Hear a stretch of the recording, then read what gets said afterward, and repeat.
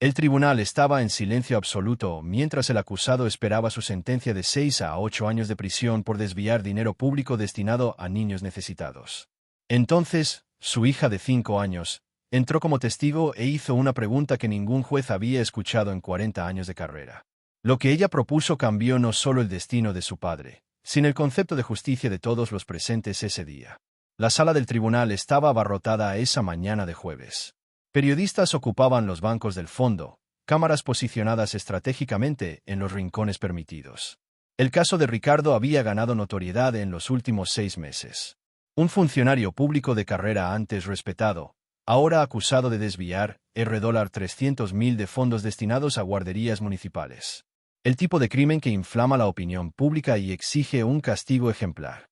Ricardo estaba sentado en el banquillo de los acusados. Su rostro estaba pálido, cansado.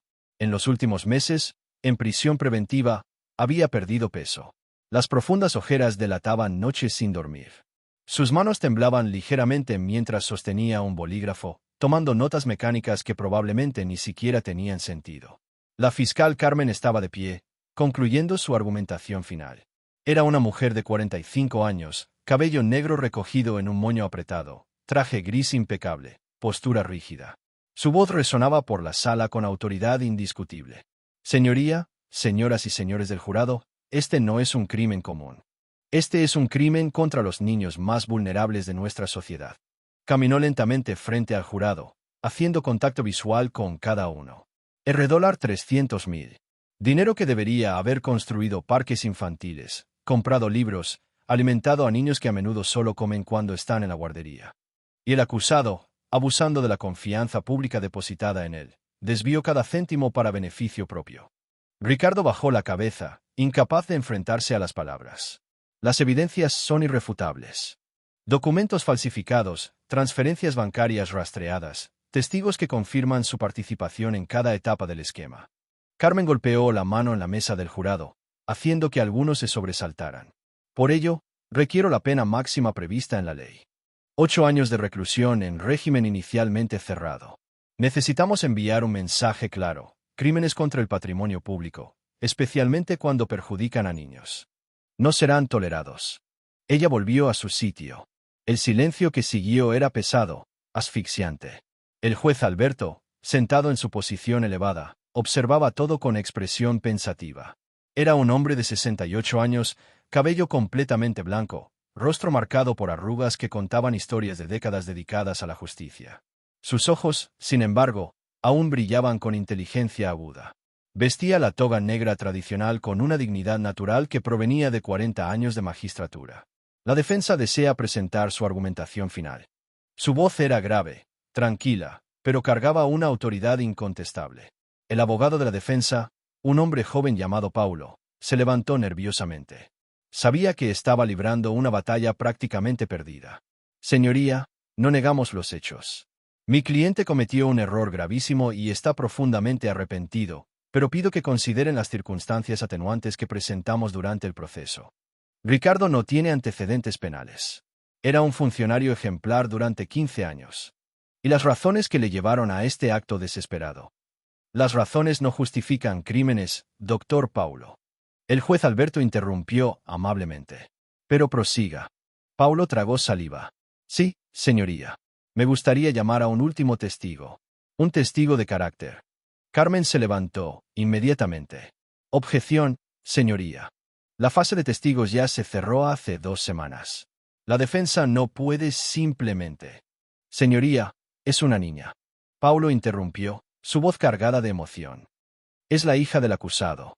Solo tiene 5 años y le gustaría hablar sobre su padre. Un murmullo recorrió la sala. Algunos periodistas comenzaron a cuchichear entre sí. El juez Alberto se inclinó hacia adelante, estudiando al abogado con atención. Una niña de 5 años como testigo, cuestionó. Doctor Paulo, entiende que esto es altamente irregular. Entiendo, señoría, pero pido que lo considere. Estamos hablando de un hombre cuya vida será definida hoy. Su hija tiene derecho a ser escuchada. Ella tiene algo importante que decir. Carmen puso los ojos en blanco, claramente irritada. Señoría, esto es obviamente un intento de manipulación emocional.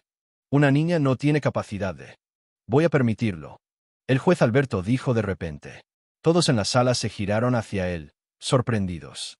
Voy a permitir que la niña hable, pero será breve y yo mismo conduciré la declaración. Golpeó el mazo una vez.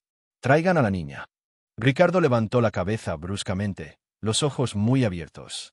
No sabía que Luna sería llamada. Beatriz, su ex esposa, estaba sentada en los bancos del público, usando su uniforme de asistenta del hogar, porque había venido directamente del trabajo. Ella también parecía sorprendida, llevándose la mano a la boca. Las puertas dobles del tribunal se abrieron. Una asistenta social entró primero, seguida por una niña pequeña. Luna tenía 5 años, cabello castaño largo con un pañuelo rojo atado en la cabeza. Vestía un mono vaquero verde sobre una blusa de manga larga. Sostenía la mano de la asistenta social con una mano y un papel doblado en la otra. Sus ojos recorrieron la sala enorme, asustada por tanta gente, tantas cámaras, tanto silencio pesado. Entonces vio a su padre. Sus ojos se iluminaron y dio un pequeño paso adelante, pero la asistenta social la aseguró amablemente. Tranquila, cariño. Vas a hablar con el juez primero, ¿de acuerdo? Luna asintió, pero no quitaba los ojos de Ricardo y él no podía quitar los ojos de ella. Lágrimas comenzaron a rodar por su rostro, silenciosas, desesperadas. La asistenta social condujo a Luna hasta el frente, donde había una silla especial, más alta, cerca de la bancada del juez. Luna subió con ayuda y se sentó, balanceando sus piernitas que no alcanzaban el suelo. Todavía sostenía el papel doblado con fuerza. El juez Alberto bajó de su posición elevada, algo que rara vez hacía, y se arrodilló al lado de la silla de Luna, quedando a la altura de sus ojos. Su rostro severo se suavizó completamente. «Hola, ¿cómo te llamas?», preguntó amablemente. «Luna». Su voz salió baja, tímida. «Luna, qué nombre tan bonito. ¿Sabes dónde estás, Luna?» «Estoy en el tribunal, donde usted decide si mi padre va a la cárcel o no». La franqueza de la respuesta sorprendió a muchos. Algunos en el jurado intercambiaron miradas incómodas. «Eso es». El juez Alberto confirmó. «¿Y quieres decir algo sobre tu padre?». Luna asintió vigorosamente. Desdobló el papel que estaba sosteniendo. Era un dibujo hecho con lápices de colores. Mostraba 2 figuras de palitos, una grande y una pequeña, de la mano bajo un sol amarillo brillante. «Dibujé a mi padre y a mí», explicó, mostrando el papel al juez. «Mi madre dijo que puedo hablar sobre él, así que quise venir». «¿Y qué quieres hablar sobre él, Luna?». Respiró hondo, como si se estuviera preparando para algo muy importante. «Mi padre es la mejor persona del mundo. Siempre me lee cuentos antes de dormir. Me enseñó a montar en bicicleta. Cuando tengo pesadillas, se queda conmigo hasta que me duermo de nuevo». Su voz comenzó a temblar un poco. «Yo sé que él hizo algo malo. Mi madre me explicó. Cogió dinero que no era suyo. Eso está mal». Ricardo se cubrió el rostro con las manos, los hombros temblando, pero lo hizo porque la abuela estaba enferma. Luna continuó, las palabras saliendo en un flujo ahora. «Ella iba a morir si no hacía el tratamiento y mi padre no tenía dinero. Lo intentó todo. Incluso vendió su coche. La madre me lo contó, pero no fue suficiente. Entonces cogió el dinero prestado sin preguntar. Iba a devolverlo, pero lo descubrieron antes». El juez Alberto observaba a la niña con atención total. No había condescendencia en su mirada, solo respeto genuino. «Entiendo», dijo suavemente. «¿Y crees que tu padre debería ser perdonado?». Luna pensó por un momento, mordiéndose el labio inferior. «Creo que debería pagar por el error. La profesora en el colegio dice que cuando hacemos algo malo, tenemos que aceptar las consecuencias». ¿Pero qué? Luna miró directamente a los ojos del juez Alberto y entonces hizo la pregunta que lo cambiaría todo. «Señor juez, ¿puedo elegir la pena de él?». El silencio que siguió fue absoluto. Nadie respiraba, nadie se movía. Era como si el tiempo se hubiera detenido. Ricardo se llevó las manos a la cabeza, la boca abierta en shock total. Carmen se levantó tan rápidamente que su silla casi se cayó. Hacia atrás. Beatriz se cubrió la boca con ambas manos, lágrimas rodando por su rostro. Incluso los periodistas dejaron de teclear y se fijaron en la escena frente a ellos. El juez Alberto parpadeó lentamente. En 40 años de carrera, en miles de juicios, en incontables momentos dramáticos, nunca jamás había escuchado una pregunta así. «¿Quieres elegir la pena de tu padre?», repitió, asegurándose de haber entendido correctamente. «Sí». Luna respondió con convicción. «Porque sé lo que sería justo y lo que ayudaría a los niños que fueron perjudicados». ¿Puedo? La fiscal Carmen estaba de pie, los puños cerrados. Señoría, esto es absolutamente inadmisible. Una niña no puede determinar sentencias judiciales. Esto transforma el tribunal en un circo. El juez Alberto levantó la mano pidiendo silencio. Sus ojos no se apartaban de Luna. Había algo en la expresión de la niña, algo en la forma en que sostenía ese dibujo infantil que tocaba algo profundo dentro de él. Doctora, Carmen, por favor, siéntese. Su voz era firme, pero no agresiva. Nadie está sugiriendo que una niña determinará la sentencia, pero voy a escuchar lo que tiene que decir. Carmen abrió la boca para protestar de nuevo, pero la mirada del juez la silenció. Se sentó, pero su postura rígida dejaba claro su descontento. El juez Alberto volvió su atención a Luna. Luna, antes de que me expliques lo que estás pensando, necesito tomar un receso de 15 minutos. ¿Puedes esperar aquí con la asistenta social? Luna asintió. El juez golpeó el mazo. Receso de 15 minutos. Todos se levantaron mientras el juez se retiraba a sus aposentos. La sala estalló en conversaciones. Periodistas corrían hacia afuera para llamar a sus redacciones. El abogado Paulo se acercó a Ricardo, que aún estaba en estado de shock. ¿Sabías esto? Paulo susurró urgentemente. No, no sabía nada. Ricardo se secó los ojos con el dorso de las manos. No quería que viniera aquí. No quería que viera esto. Beatriz bajó de los bancos del público y caminó hasta la barandilla que separaba el área restringida. Un oficial intentó impedírselo, pero ella lo ignoró. ¡Ricardo! Su voz estaba cargada de emoción. Él se giró y la vio. En sus ojos había algo que no veía desde hacía meses. No rabia, no decepción, sino algo más suave. Quizás comprensión, quizás tristeza compartida. ¿Sabías que ella haría esto? Él preguntó. No, exactamente. Me preguntó si podía hablar con el juez. Le dije que sí, si el juez lo permitía, pero no sabía que ella preguntaría esto. ¿Qué está pensando, Beatriz? ¿Qué va a proponer? Beatriz sacudió la cabeza lentamente. No sé, pero conozco a nuestra hija. Es más sabia que nosotros dos juntos. En los aposentos del juez. Alberto estaba sentado en su silla de cuero, mirando por la ventana que daba a la ciudad. 40 años. 40 años sentenciando a personas. Había visto de todo. Asesinos fríos que no mostraban remordimiento. Ladrones que lloraban como niños. Personas inocentes siendo absueltas, culpables siendo condenados. Había seguido la ley con rigor, pero siempre intentando encontrar justicia más allá de las letras muertas de los códigos. Y ahora, al final de su carrera, a punto de jubilarse en 3 meses, una niña de 5 años le hacía una pregunta que sacudía los cimientos de lo que él creía entender sobre justicia. Cerró los ojos y se acordó de por qué había elegido esa profesión. Su padre, también juez, le había dicho una vez: Alberto, la ley es nuestra herramienta, pero la justicia es nuestro objetivo y a veces no son lo mismo. 15 minutos después, todos estaban de vuelta en sus sitios. El juez Alberto regresó, se sentó en su posición elevada y miró a Luna, que esperaba pacientemente en la silla alta. Luna, voy a hacerte algunas preguntas antes de que me expliques tu idea. ¿Está bien? Está. ¿Entiendes que tu padre cometió un crimen? ¿Que cogió dinero que no le pertenecía? Sí, mi madre me explicó. Cogió el dinero que era para ayudar a otros niños. Niños que necesitaban comida y un lugar seguro para quedarse. ¿Y crees que debería ser castigado por eso? Luna dudó, mordiéndose el labio de nuevo. Creo que necesita arreglar lo que hizo mal, pero castigar y arreglar no son lo mismo. El juez Alberto parpadeó, impresionado con la profundidad de la observación. Explícame eso. En el colegio, cuando alguien rompe el juguete de otra persona, la profesora no solo le riñe, hace que la persona pida disculpas y, si es posible, arregle el juguete o le dé el suyo a la persona que se quedó sin. Así todo el mundo aprende y nadie se queda sin juguete. Carmen puso los ojos en blanco, claramente considerando aquello una ridícula simplificación infantil.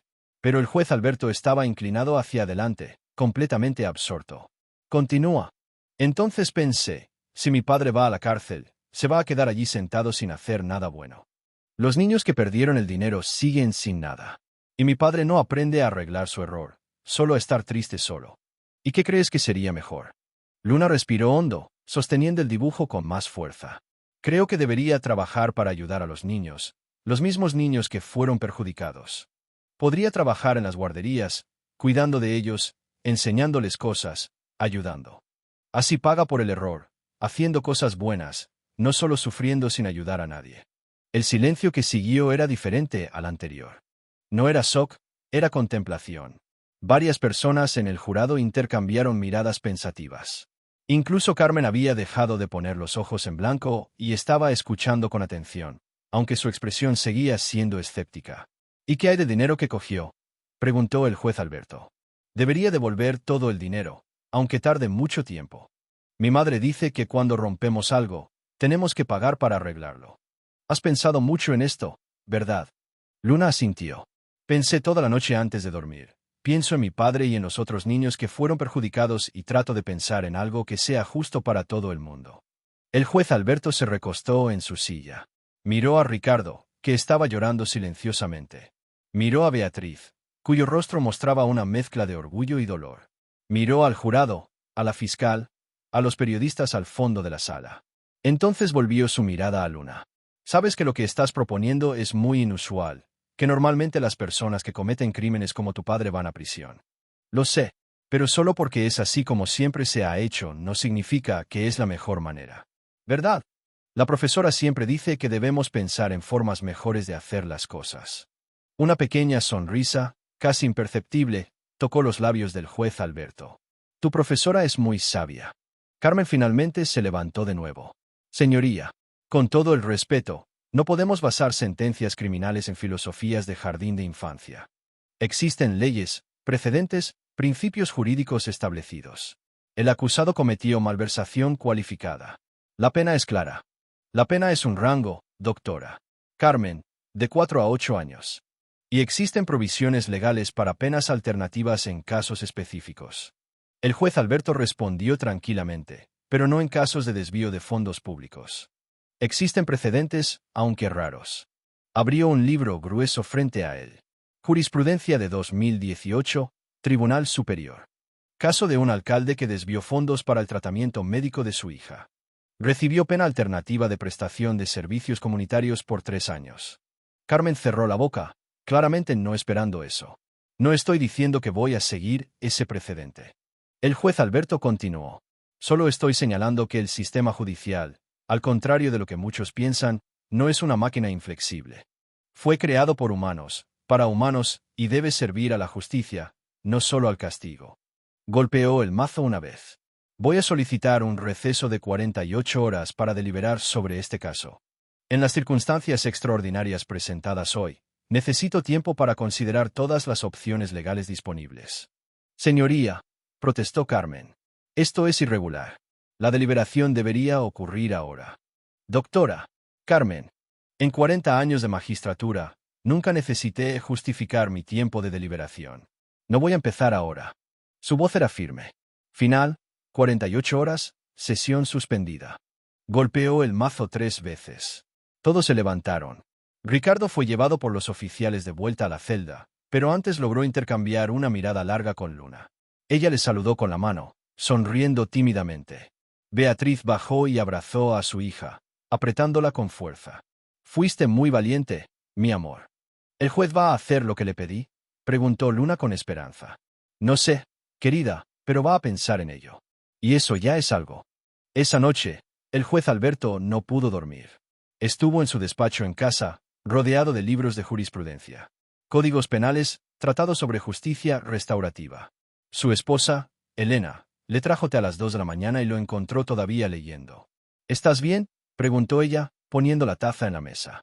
Elena, en todos estos años, ¿cuántos casos he juzgado? Miles, imagino. Miles, repitió. ¿Y cuántas veces una niña me ha hecho cuestionar todo lo que creía saber sobre justicia? Elena sonrió amablemente. Esta es la primera. Sí, y quizás sea el caso más importante de mi carrera. Miró a su esposa. Ella preguntó si podía elegir la pena de su padre, una niña de 5 años. ¿Y vas a dejarla? No exactamente, pero voy a considerar seriamente lo que propuso, porque por primera vez en mucho tiempo sentí que alguien entendió el verdadero propósito de la justicia mejor que todos nosotros con nuestros títulos y años de experiencia.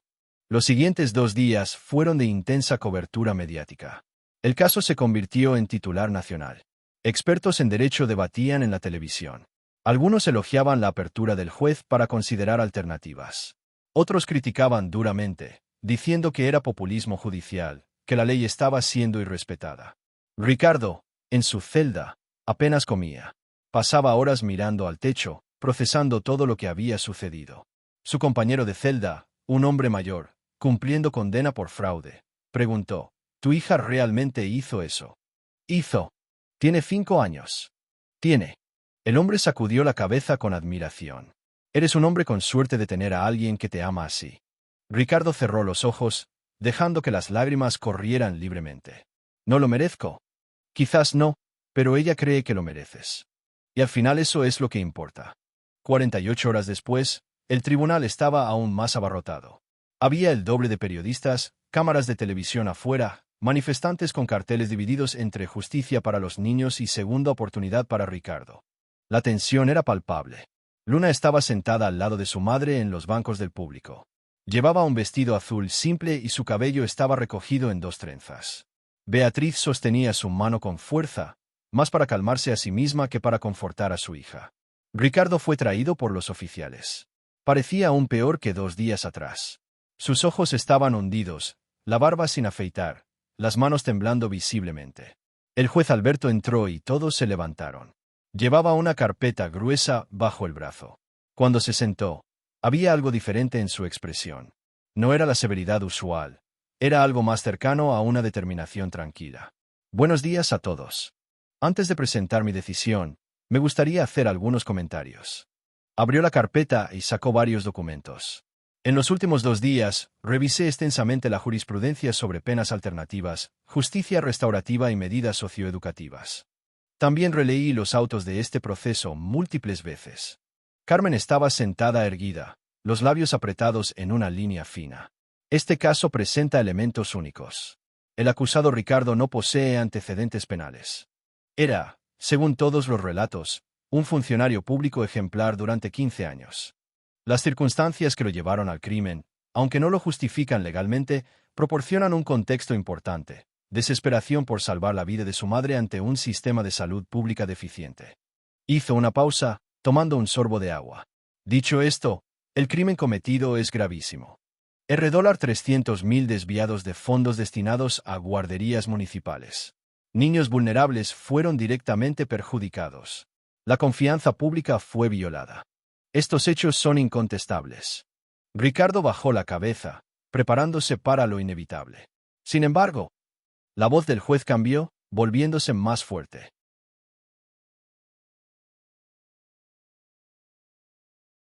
Fui confrontado hace 2 días con una perspectiva que, debo admitir con cierta vergüenza, no había considerado adecuadamente en 40 años de carrera. Miró directamente a Luna. Una niña de 5 años me preguntó si podía elegir la pena de su padre y cuando le expliqué que no era así como funcionaba, ella me presentó un argumento que era simultáneamente simple y profundamente sabio. Ella cuestionó si el castigo sin propósito restaurativo realmente sirve a la justicia. Ella propuso que su padre pagara por el error, no solo sufriendo, sino activamente reparando el daño causado. Murmullos recorrieron la sala. Carmen cerró los ojos, claramente previendo a dónde iba a parar esto. Esto me llevó a reflexionar sobre el verdadero propósito de la justicia penal. Sí, debe castigar. Sí, debe disuadir a otros de cometer crímenes similares, pero también debe, siempre que sea posible, restaurar. Debe buscar reparar el daño causado. Debe ofrecer caminos para una reintegración social genuina. Cogió un documento específico. Encontré precedentes legales para lo que voy a proponer. No son muchos, pero existen. Y dentro de mi prerrogativa como juez, puedo aplicarlos en este caso.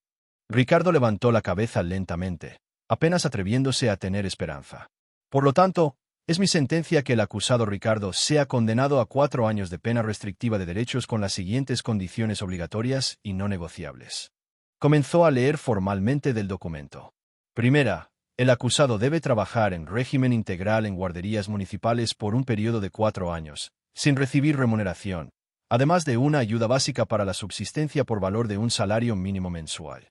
Este trabajo será supervisado por la Secretaría Municipal de Educación. Los ojos de Ricardo se abrieron de par en par. Lágrimas comenzaron a rodar inmediatamente. Segunda, el acusado debe devolver íntegramente los 300.000 desviados. Como no tendrá ingresos significativos durante el cumplimiento de la pena alternativa, El pago se hará en cuotas mensuales después del término de los 4 años, con un valor a determinar de acuerdo con sus ingresos futuros. El impago resultará en prisión inmediata. Beatriz se cubrió la boca, sollozando silenciosamente. Luna aún no entendía completamente, pero veía las lágrimas de su madre y de su padre y sabía que algo importante estaba sucediendo.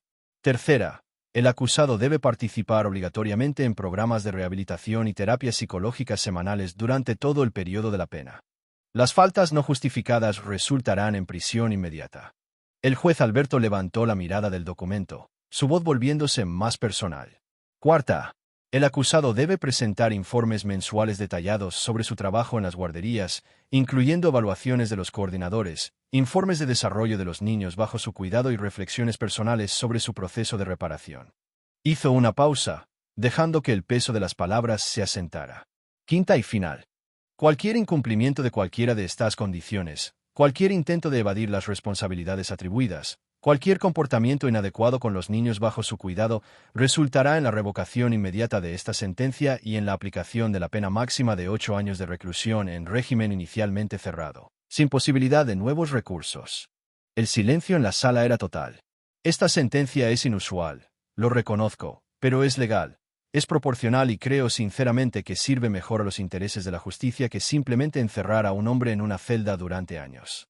Los niños que fueron perjudicados tendrán a alguien dedicado exclusivamente a cuidarlos. La sociedad recibirá de vuelta el dinero desviado y el acusado tendrá la oportunidad de demostrar arrepentimiento genuino a través de acciones, no solo palabras. Golpeó el mazo una vez. Doctora Carmen, sé que va a recurrir y es su derecho y su deber, pero creo que esta sentencia resistirá el escrutinio de las instancias superiores. Carmen se levantó, su voz controlada, pero claramente insatisfecha. Señoría, como representante del Ministerio Público, debo expresar mi desacuerdo formal. Creo que esta sentencia establece un precedente peligroso. Sin embargo, reconozco que está dentro de la legalidad. Sí, voy a recurrir como era de esperar. El juez Alberto respondió sin animosidad. Hasta que el recurso sea juzgado, la sentencia está en vigor. Ricardo será transferido hoy mismo a un régimen de trabajo supervisado. Se giró para mirar directamente a Ricardo. Señor Ricardo, ¿entiende los términos de esta sentencia? Ricardo no podía hablar. Solo asintió vigorosamente, las lágrimas rodando libremente por su rostro. Use su voz, por favor. Sí. Ricardo logró decir, ahogándose por la emoción. Sí, señoría. Lo entiendo. Y juro que voy a honrar cada palabra, cada condición. Voy a probar que merezco esta oportunidad. Usted no necesita probar nada para mí. El juez Alberto dijo amablemente, usted necesita probar para esos niños, para la sociedad que traicionó, más importante, para su hija, que creyó en usted cuando tenía todos los motivos para no creer. Miró a Luna, que estaba de pie ahora, intentando ver mejor. El juez hizo un gesto a la asistenta social, que trajo a la niña al frente. Luna se detuvo frente a la bancada del juez, mirando hacia él. Luna, ¿sabes lo que decidí? Creo que sí. Mi padre no va a la cárcel, no de la forma tradicional. Va a trabajar ayudando a niños, como sugeriste, durante 4 años. Y si hace todo correctamente, si realmente se dedica a arreglar su error, entonces sí, habrá cumplido su pena, ayudando en lugar de solo sufriendo. El rostro de Luna se iluminó con la sonrisa más radiante que el tribunal jamás había visto. Usted hizo lo que le pedí. No, exactamente.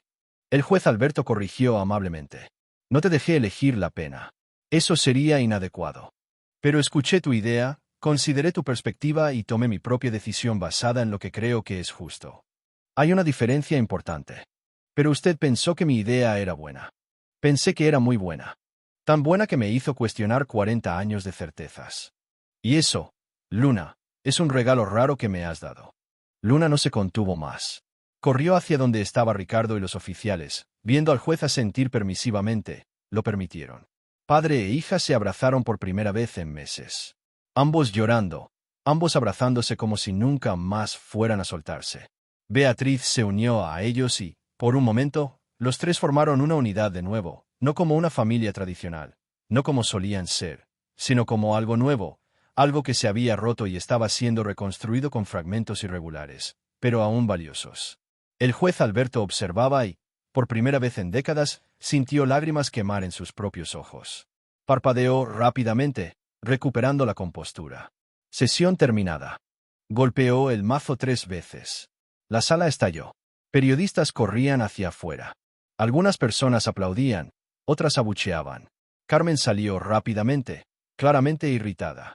Pero en el centro de todo, esa pequeña familia se abrazaba agradecida por una segunda oportunidad que no esperaban recibir. 2 años pasaron desde aquel día en el tribunal. El recurso de la fiscal había sido negado en segunda instancia. La sentencia del juez Alberto fue considerada innovadora, pero legal, estableciendo un precedente importante para casos similares en el futuro. Ricardo había cumplido rigurosamente cada condición de su pena. En los primeros meses, fue difícil. Algunas familias en las guarderías lo reconocían de los noticieros y lo trataban con desconfianza. Los coordinadores lo vigilaban constantemente. Sentía el peso del juicio social en cada mirada, en cada susurro, pero él persistió. Se despertaba a las 5 de la mañana, todos los días. Llegaba a la guardería municipal Santa Rita, en la periferia de la zona sur de Sao Paulo, a las 6:30. Ayudaba a preparar el desayuno. Recibía a los niños con sonrisas, cambiaba pañales, limpiaba narices, contaba cuentos, enseñaba colores y números. Al principio, los niños eran su única fuente de aceptación genuina. Ellos no sabían quién era él, lo que había hecho. Para ellos, él era solo el tío Ricardo, el hombre alto que daba abrazos cálidos y hacía voces graciosas cuando leía libros. Gradualmente, los adultos comenzaron a notar cambios. Ricardo no estaba solo cumpliendo horas obligatorias, estaba verdaderamente implicado. Cuando la guardería necesitó reformas en el área de recreo y no había fondos, Ricardo usó sus antiguos contactos en la alcaldía para ayudar a conseguir donaciones de materiales. Cuando una de las educadoras se enfermó y no había sustituta, Ricardo se quedó hasta las 8 de la noche cuidando de los niños que no habían sido recogidos. Después de 6 meses, la coordinadora María Clara, una mujer de 52 años, que inicialmente lo había recibido con frialdad, lo llamó a su despacho. «Ricardo, necesito hablar contigo». Él se sentó tenso, preparado para críticas o reproches. «Leí tu informe mensual que envías al juez». «Sí, señora. Escribiste que trabajar aquí es la cosa más significativa que has hecho en la vida. ¿Es verdad o solo estás escribiendo lo que crees que quieren oír?»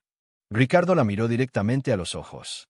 «Es verdad, más verdad que cualquier cosa que haya dicho». María Clara estudió su rostro por un largo momento. Entonces, por primera vez, sonrió. «Te creo y quiero que sepas que eres bienvenido aquí. No como un criminal cumpliendo condena, sino como parte de nuestro equipo». Aquellas palabras rompieron algo dentro de Ricardo.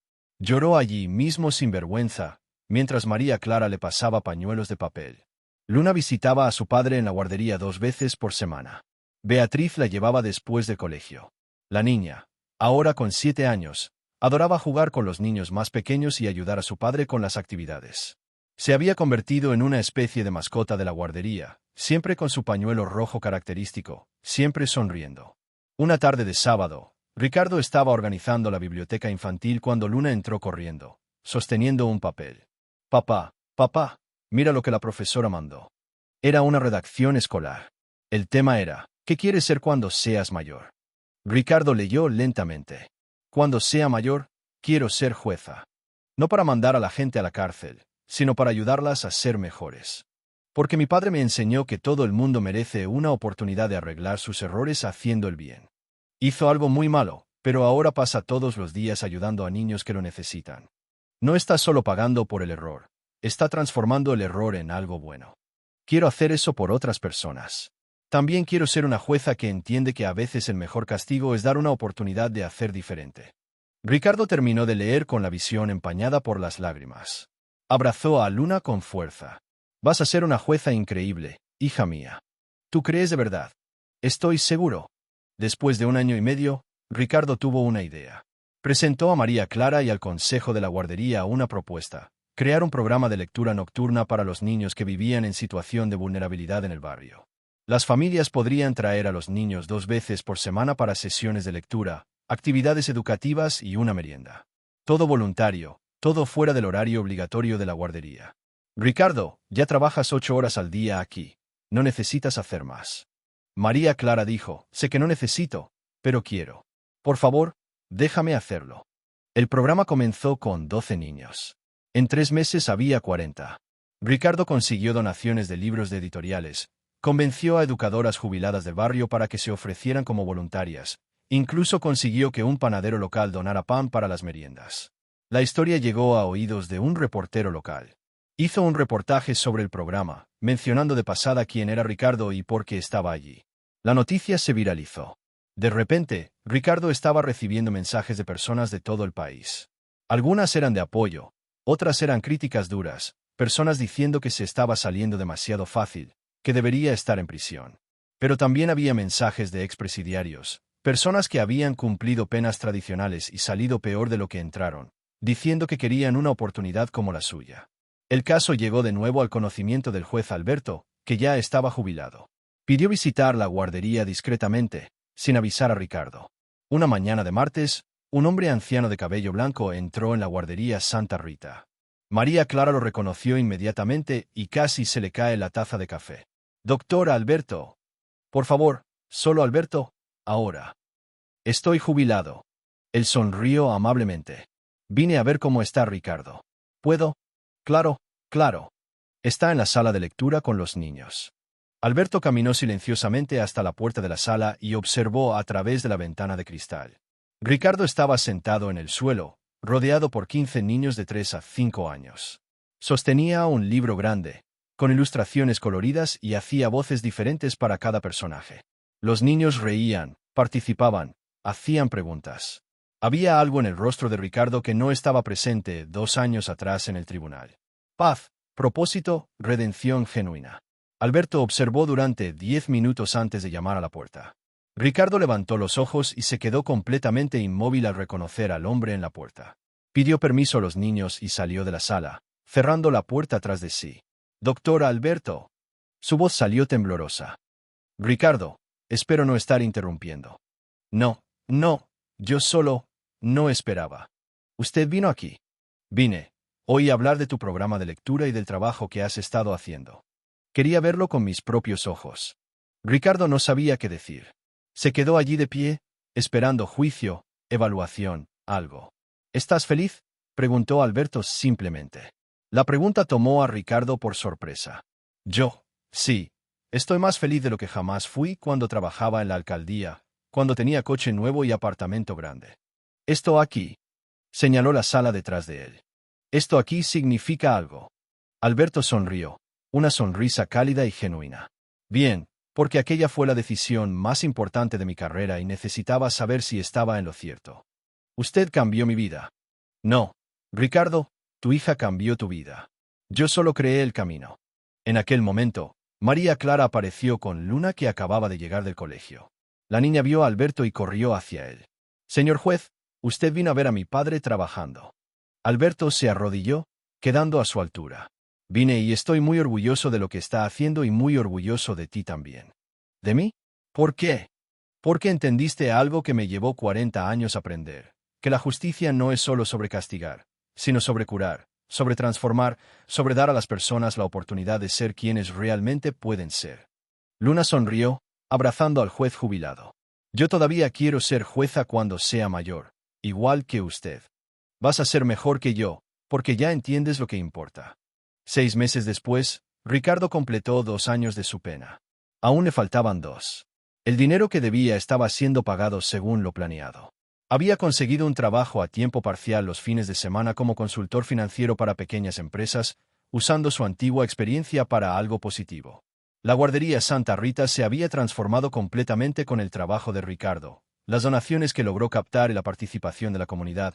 El lugar ahora tenía una biblioteca completa, un área de recreo reformada y programas educativos que eran modelo para otras guarderías de la ciudad. En una ceremonia simple, pero emocionante, la alcaldía decidió homenajear el trabajo de Ricardo. El secretario de Educación hizo un discurso reconociendo que, aunque el camino que lo trajo allí fue equivocado, lo que estaba haciendo ahora era ejemplar. Luna estaba presente, sentada a la primera fila al lado de Beatriz. Cuando llamaron a Ricardo al escenario, él miró a su hija y vio en ella no vergüenza, sino orgullo. Orgullo genuino. «No merezco estar aquí». Ricardo comenzó su breve discurso. «Cometí un crimen terrible. Traicioné la confianza pública. Perjudiqué a niños que ya eran vulnerables. Durante años voy a cargar con esa culpa». Hizo una pausa emocionado, pero mi hija Luna me dio algo que yo no merecía. Fe. Fe de que yo podría ser mejor. Fe de que yo podría transformar mi error en algo significativo. Y el juez Alberto me dio la oportunidad de probar eso. Miró directamente a Luna. Así que dedico este trabajo, cada hora que paso con estos niños, cada libro que leo, cada abrazo que doy, a ella y a los niños que fueron perjudicados por mi crimen. Espero que un día, cuando crezcan, pueda mirarme y ver no al hombre que los perjudicó, sino al hombre que pasó el resto de su vida intentando arreglarlo. La audiencia aplaudió, pero el aplauso que más importaba a Ricardo venía de una niña de 7 años en la primera fila, de pie, batiendo palmas con todas sus fuerzas, el pañuelo rojo balanceándose mientras saltaba de alegría. Después de la ceremonia, Luna corrió hacia su padre. «Papá, ¿sabes lo que pensé? ¿Qué es, hija mía? Que cuando sea jueza, voy a acordarme de ti. Voy a acordarme de que a veces las personas se equivocan no porque son malas, sino porque están desesperadas y que la mejor forma de justicia es dar la oportunidad de arreglar el error». Ricardo abrazó a su hija y allí, rodeado de niños que ahora cuidaba, por su ex esposa que había aprendido a perdonarlo y por la comunidad que lentamente lo aceptaba de vuelta, él finalmente se sintió digno de la segunda oportunidad que había recibido. 2 años después, cuando completó su pena, Ricardo fue formalmente invitado a continuar trabajando en la red de guarderías municipales, ahora como empleado contratado. Él aceptó sin dudar.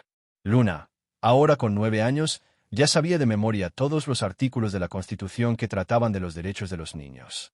Ella frecuentemente visitaba el tribunal con el colegio y siempre contaba a sus compañeros sobre cómo un juez sabio y su propia pregunta simple habían cambiado la vida de su padre. Y en su casa, en la pared de su dormitorio, tenía 2 cuadros enmarcados. Uno era el dibujo que había llevado al tribunal aquel día, mostrando a ella y a su padre de la mano.